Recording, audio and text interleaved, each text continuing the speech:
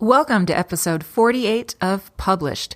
Today I'll speak with Judi Holler, author of Fear is My Homeboy. We'll be talking about how to build and activate your platform as an author and what it takes to maintain book sales beyond your initial launch. Welcome to Published, a podcast by Greenleaf Book Group, where we'll discuss the ins and outs of the publishing industry, from writing a book and finding the right publisher to gearing up for a book launch. And now, here's your host, Greenleaf Book Group CEO, Tanya Hall.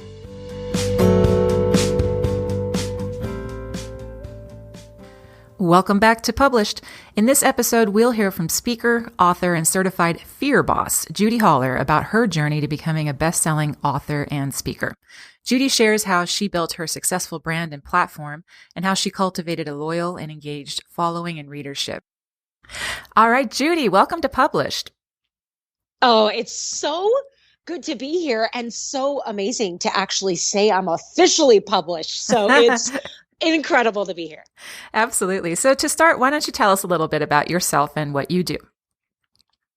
So I am an author, a keynote speaker, and a creative entrepreneur who is sort of on this mission to help people, teams, and companies vibe and thrive. So the way we do that is we use the improv theater, that's my background, the improv theater mindset to really activate discomfort and joy simultaneously to inspire a collective breakthrough moment. So I write books and speak and create content daily and teach courses really with that goal in mind. And what a fantastic thing to work on with authors, especially because one of the things I hear over and over from people who feel they have a book in them is they have that fear of, they don't even know exactly where it's coming from sometimes, but there is a fear of putting yourself out there. So I can see a tangent here for sure. Yes. Now, you mentioned in your book that you don't consider yourself a, quote, typical author. What do you mean by that? Okay, let me explain. Well, here's the deal, like a little background. Growing up, I read loosely growing up. Like I was never really the kid who would get like lost in books and school was tough for me, so reading really at that time growing up felt more like homework versus a good time. And I never really grew up dreaming about writing books. I never dreamt of being a bestseller or getting published or making a list or being in Barnes and Noble. And honestly, kind of back to your point, for the longest time, I never put myself in that category because I didn't feel worthy of it, right? Of that title. I didn't feel smart enough. And yeah, hello, limiting beliefs and imposter syndrome, which is really, and ironically, what so much of my work is all about these days. But yeah, I just sort of never felt like smart enough or worthy or ready. And all of that really transformed for me in my 30s when I started actively reading, and I mean actively choosing to read on purpose to grow and change and evolve, and most importantly, start the business that had been on my heart for a really long time, which was to speak professionally for a living. And so once I started doing that, speaking, and once I realized that my other speaker friends all had books, and I knew that having a book, because they were all telling me so, that a book would really take my business and my brand and my contacts to the next level and my content to the next level. That was when I knew I had to start thinking differently about myself and really changing my mindset around I'm not worthy, I'm not ready, to I am worthy and I am more than enough. And I am most certainly deserving of authorship status. So I kind of did it in reverse. I knew I needed a book to market myself and my business instead of sort of writing a book and then building a platform. So I built my platform, wrote a book, and then writing that book blew up my platform. So that's kind of my trajectory. Mm-hmm. And can you be specific there? How has publishing Fear is My Homeboy impacted your brand? Well, I mean, it's been incredible.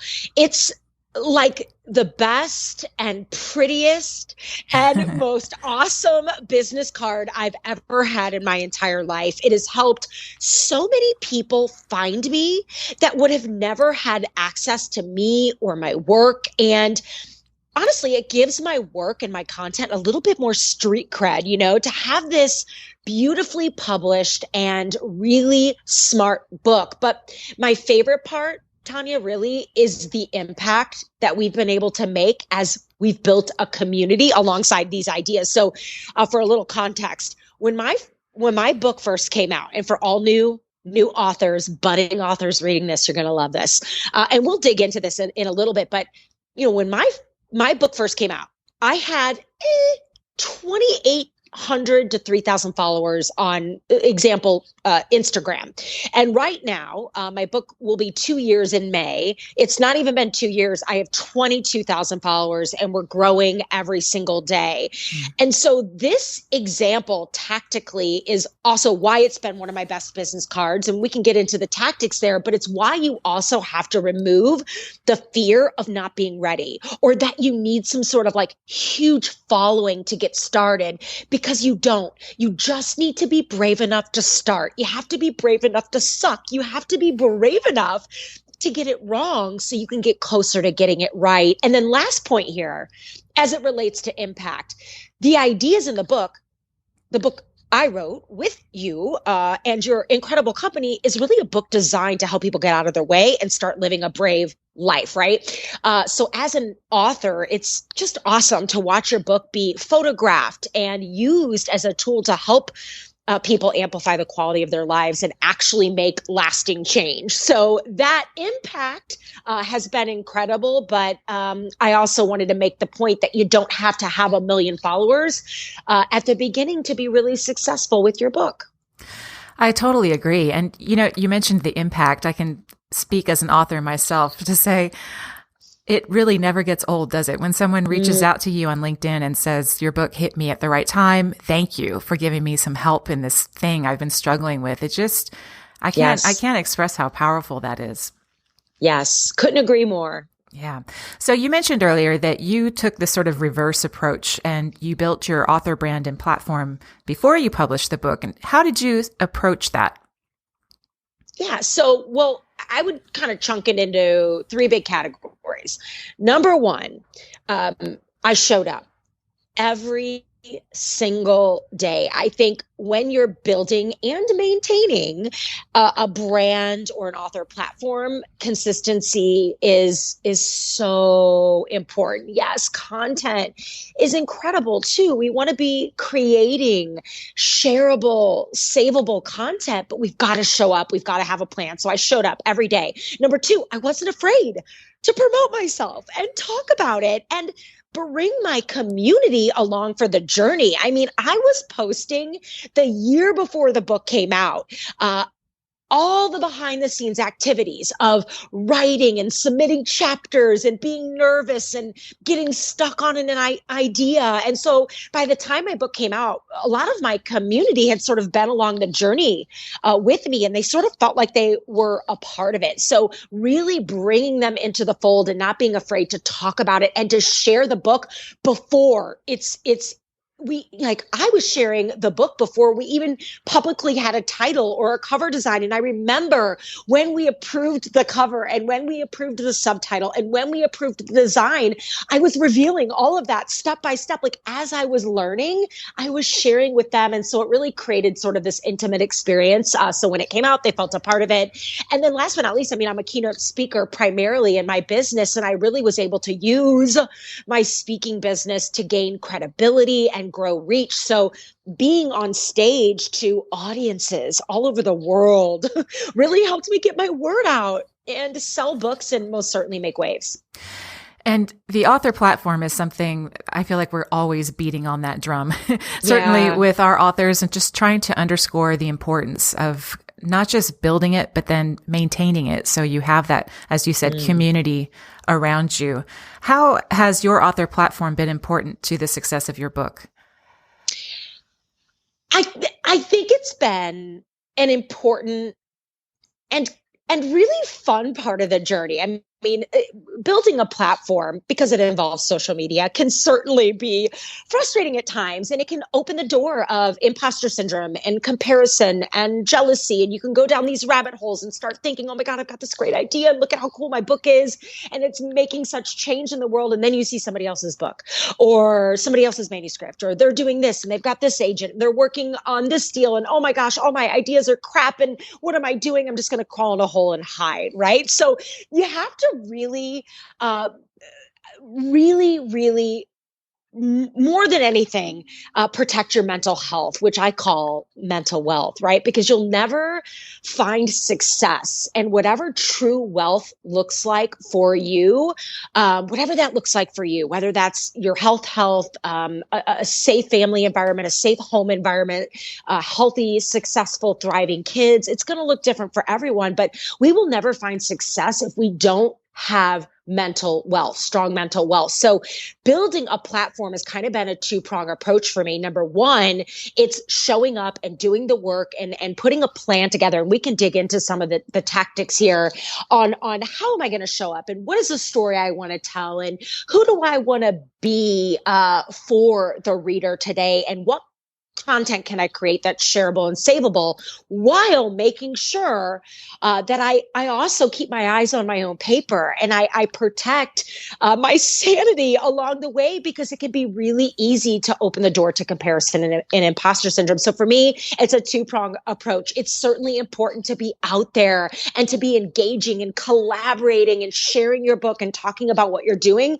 But we also have to set boundaries with that, or else we could end up in pretty dangerous mental spaces and places. Yeah, beautifully said. And you mentioned the exponential growth of your Instagram account as an example of your social media. I know it's not limited to your Instagram, but you've obviously done that very well. Can you give us some insight on how you've used social media specifically to connect with this community you've built? Yeah, cool. So I touched on it a little bit earlier. Let's go deeper. Number one, consistency, right? And really showing up and having a plan. And I've really grown my platform organically. I have never bought a follower, and I don't run many ads. We did run a couple of ads. I'm not running any right now, and they just changed a bunch of stuff. So it's so hard to keep up with all of the things on social media, certainly when you run a business. But I have had a couple of ads when my book was early days, when my book was in the airports, and my last name's Holler, Holler, and a very famous woman in the personal development category who has similar readership to mine has a last name called Hollis, Hollis.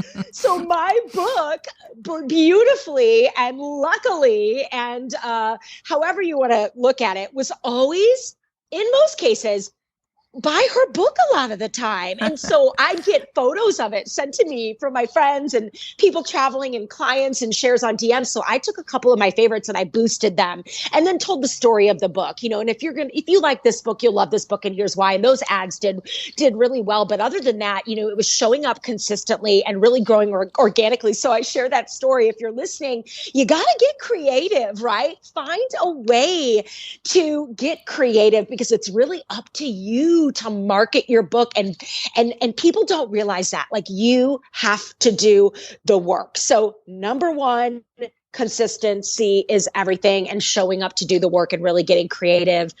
And then number two, not being afraid to be bad at things, not being afraid to suck and try new things out, and most certainly not being afraid to start small. I really made a choice to show up as myself online. And some days I'm made up and, it's right before a keynote, and some days I'm not. Some days I'm posting a fancy photo of me where I got photographed in a bright pink suit and I feel beautiful. And then some days it's a selfie of me, like right after a workout. So I'm always trying to think of, like, am I creating this to say, aha, look at me and look how amazing I am? Or am I creating this piece of content to say, here's what you can learn from me? There's a big difference between a post of me on stage, like getting a standing ovation or with an audience, saying, oh my God, another standing ovation. How amazing was that? Versus a photo of me on stage with said same audience or standing ovation saying, Do you get nervous to speak in public? Yeah, me too. Here's 3 things I do to calm my nerves, right? Mm-hmm. That's a different approach. And that is how I've been able to pick up traction through relatable storytelling and really thinking about shareable, teachable content. So those are 2 ideas. And I think the third one, Tanya, would just really being, when we think about growing an author platform, I mean, connecting with other aligned influencers, guesting on podcasts, doing Instagram TVs, sharing content across platforms and like collaborating with those influencers and really using the power of the collective to gain traction. So really finding aligned and sort of mutually beneficial partnerships is a smart way to think about your marketing. Yeah, great advice. And what a serendipitous coincidence with those last names, huh? Can you even? What a cool story. And every now and then I'm moving my book around, but let's be honest, when I got a few of those photos, I was like, oh yes, how can you not? So I love the serendipity of it. That's great. You mentioned starting small. You have to start somewhere. So I think people, again, get just sort of some sort of paralysis analysis and sort of shut down when they're like, I don't know which social media platform. I don't know how to approach it. When do I post? What do I post? Do you have any advice for the authors who are listening today who have a smaller platform and are looking to grow them? Like, what's your best advice there? Oh my gosh, I have all the advice because I was you. I've been there and I'm still growing and building and trying to figure it out. So number 1, pick your favorite and start there. Because if you hate it and you don't have fun doing it, you won't do it. Like, I'm not a tweeter. I like the twits and the tweets at conferences, but I'm not a tweeter and I can't motivate myself to show up there, right? And some people kill it there and it can be incredible. But for me, I could not motivate myself to do it. Instagram has been and will be my place for as long as it is until the next thing sort of arrives. But I love the storytelling. I love how visual. I love that it takes a lot of the elements that excite me creatively and content wise. And I love how it connects me with so many incredible people. So pick your favorite platform and start there because you cannot do it all. Once you get one down, then bring on another one and start to play in Clubhouse or to build a Facebook page, but start with your favorite and begin somewhere. Number 2, every Sunday, I sit down and I map out my strategy for the week. I put a plan behind how I'm showing up online. So consistency is key. So pick a weekly theme that aligns with your book content or the chapters of your book and be thoughtful about your content, but spend time every week really thinking about, okay, am I going to go live on Wednesday? And maybe I'll post a couple of reels sharing some ideas on anxiety. And, our theme this week is being the CEO of you. So I am going to interview so-and-so, or I'm going to post 3 quotes that align with this content from that chapter of my book. So I think through it and I put through the work every Sunday to really think about what I want to do that week. Now, if you're a speaker like myself, run contests from the stage. So whether it's virtually or in a room, I was doing this all the time and I still do it. So I will, in a keynote, reward people for showing up on Instagram and tagging me in fun boomerangs and photos and selfies with their book. And I pick my favorites after the talk and I send them signed copies of my books. I pick 2 or 3. So it gets people posting about you, sharing your work, sharing your book. You're going to pick up some followers and you're going to get awesome photos of yourself on stage doing what you love. So this was a creative way that I built followers and also, was able to get some street cred because people started talking about my book. And then last, of course, I'll reiterate the power of doing what we're doing now, right? Getting on podcasts, building a community with other influencers, be on the hunt. Remember, social media is meant to be social. And all of the platforms reward you for doing that. You cannot really post and ghost. If you post and ghost, you're not being social on social media. So remember, show up, engage, meet people, talk to people, comment more than just a thumbs up, engage, be thoughtful, spend 30 minutes a day doing this, and you will reap the benefits. I love post and ghost. I haven't heard. That's great. I just made that one up. I'm going to write that down. You should. Okay, let's talk about book sales. I think most authors see this sort of, if we were to chart it out, put it on a graph, you would see this trajectory where you've got the surge of book sales around the launch, and then it starts to sort of taper off, and then it just sort of flatlines, and they throw up their hands and they say, okay, well, I guess that's that. But you have actually done a very nice job maintaining this consistent sales level and ongoing success with your book sales. So can you speak to how you've accomplished that? Thank you. So number one, said strategies I just talked about, constantly showing up, collaborating, giving books away, speaking on stages. All of that has helped me keep the momentum strong. Plus, I really love my book and I believe in the work. So I never really look at sharing it as a point of bragging. I see it as a service versus a sale. Like if you don't know the information in this book, your life is not going to be as awesome as it could be. So it sort of moves me mentally. Remember, our mental health is so important as we think about doing anything big in life. So this mental shift sort of moves me from sales. Oh God, here I am like awkwardly selling to a place of service, which is helping me constantly thinking about creating ways to be creative as I promote and talk about my work. I'm always thinking about like, is this shareable? Is this savable?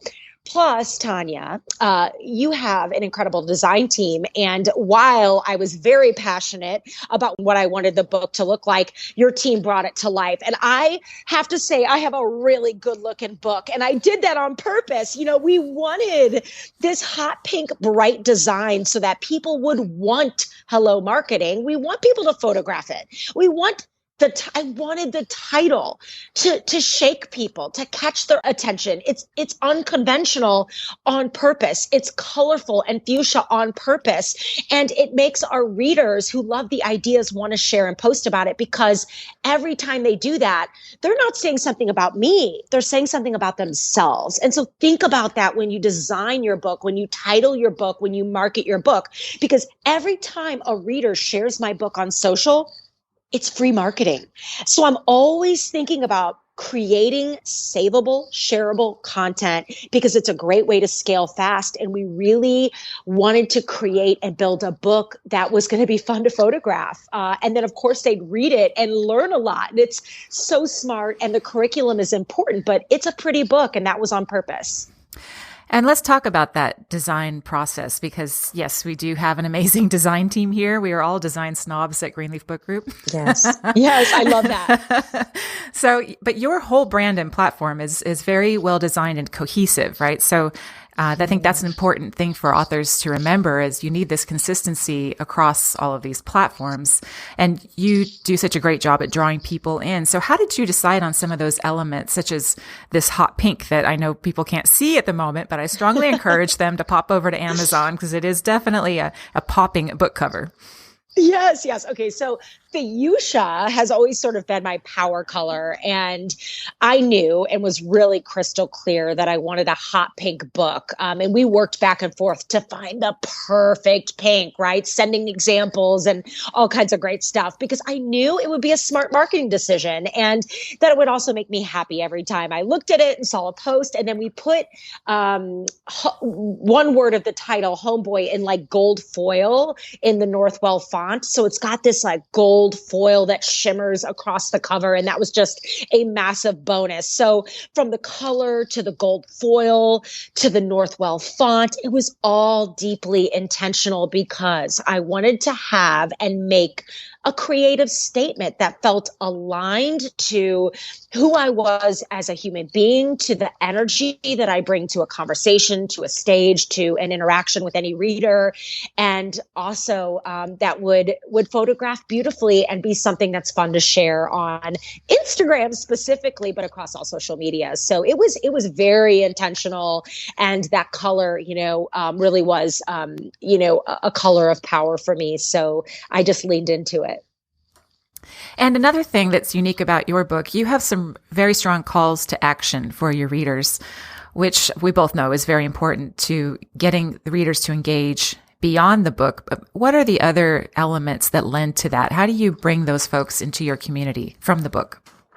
Such a good one. So, being intentional about having places to engage with your readers online and like, what happens next? So I've just read this book and now I'm different. A part of me is activated and I want more. And sure, I can go follow you on social media and all that's included in the book, right? You should be thinking about having a page on here's where we can go next. You can hire me to coach. You can hire me to speak. You can take my course. Oh, did you know we have a reader's guide? Or, oh my gosh, here's how you can use this in book clubs. So, we included a lot of that. And we actually just made an update to the reprint we did with you to make sure that's all up to date as things change in our world.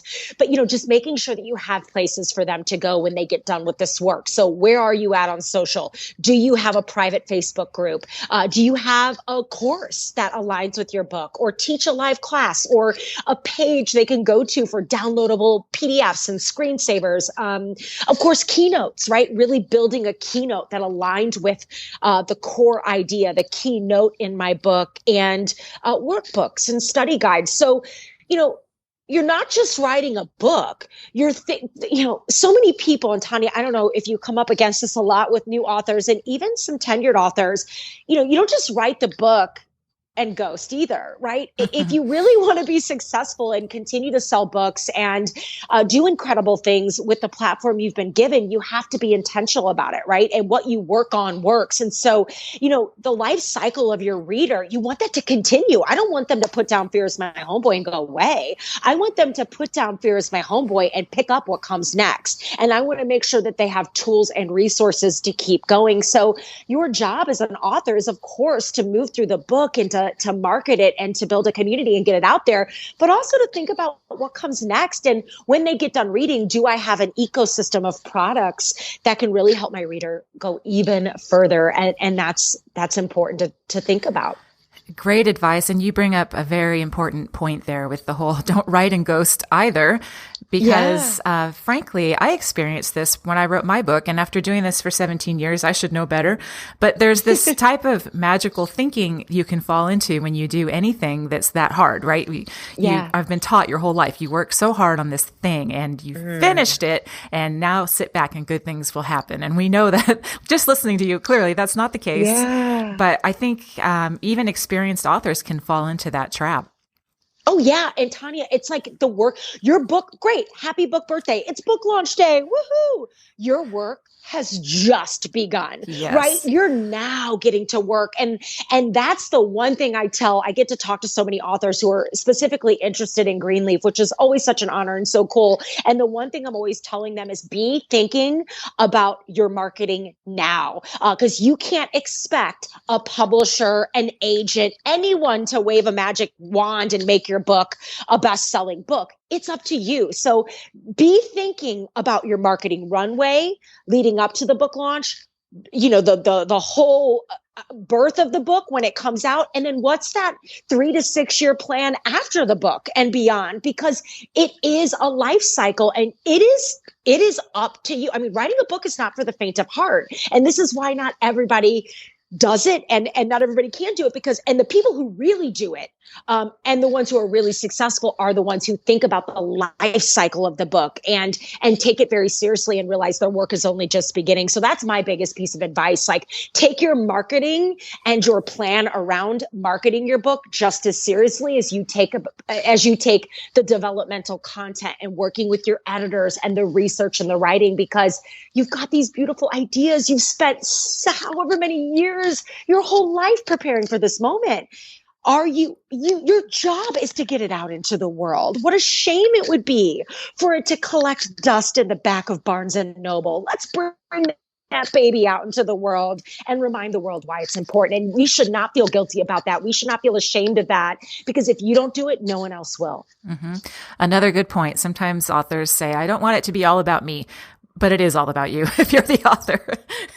Yeah. And it's making it, this is why it goes back to like service versus sales. So, okay, great. I've got this book, but not look at me and how amazing I am with my book. Here's how this book is going to change the way you lead. This is how the book is going to help you parent your teenagers differently. Here's how this book is going to help you start a business and leave a toxic relationship or quit a bad habit. So spinning the ideas into your book, around the transformations that will happen after someone's been a beneficiary to your amazingness is how you sell without selling. And you quickly make it about them and not you. And that's the way I've been able to do it.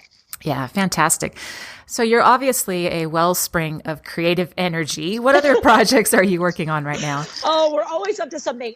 So I have a new planner, which is exciting. And so we're building content around that idea, working on a new keynote, and of course, a course to support that curriculum. So, that's kind of my baby right now. It's called Vibe and Thrive. And we're really excited about that. And I'm doing a lot of listening. Another thing I really recommend is I work with strategic business coaches annually. And I just got done working with my most recent coach, and we spent 3 days in Palm Springs in the desert, really digging into the brand and where we're going next. And so that's exciting, an exciting place for me to be, to really take some time away from the weeds of the business to really think of who I am in the business and what the future looks like. So we've got some things that we're kicking around, but definitely be, my goodness, working with coaches and having mentors and someone outside of your head is also really important. So that always kicks me up creatively. And that's kind of where I'm at right now. Awesome. Well, you've shared so much great advice with us today, and I'm sure our listeners have been taking furious notes. Any other advice you'd like to share before we sign off? Post and ghost. That's what you're making. Okay, so don't post and ghost. No, but seriously, I want to remind your listeners to never forget what and who the real enemy is. The real enemy isn't fear, it's comfort. So you have to be brave enough to fail. You have to be brave enough to start small.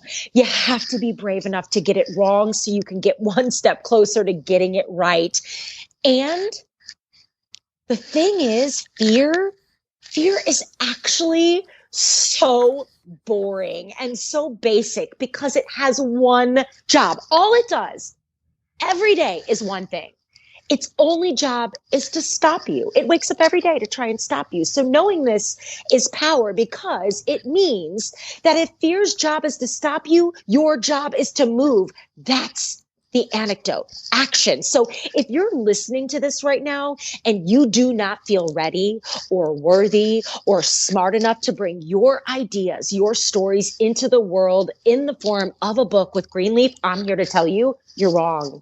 I don't believe that there's any coincidence in life. And if you're listening to this right now, take this as the sign you've been waiting for. It's time to get uncomfortable. It's time to embrace fear, and it's time to start trusting yourself. Amazing, Judi. And if you're listening to this and you're inspired, pick up her book, Fear is My Homeboy. Judi, thank you so much for joining us on Published. It's really been fantastic to have you. Thanks, Tanya. So fun. That wraps up our episode today with Judi. We hope you enjoyed learning about author branding and platform building and how it impacts an author's success. For notes and resources from today's show, go to greenleafbookgroup.com/episode 48. You can also find advice for writing, publishing, and promoting your work in my book, Ideas, Influence, and Income, which you can learn more about at ideasinfluenceandincome.com. If you've enjoyed our show, please rate and review us on iTunes. It means a lot to have your feedback and certainly helps us make sure that we're answering your publishing questions. A big thank you to Eleanor Fishborn, who produces the Published podcast, and we'll be back next month with another new episode. Thanks for listening to Published. To learn more, please visit greenleafbookgroup.com. And remember to subscribe to this podcast on iTunes.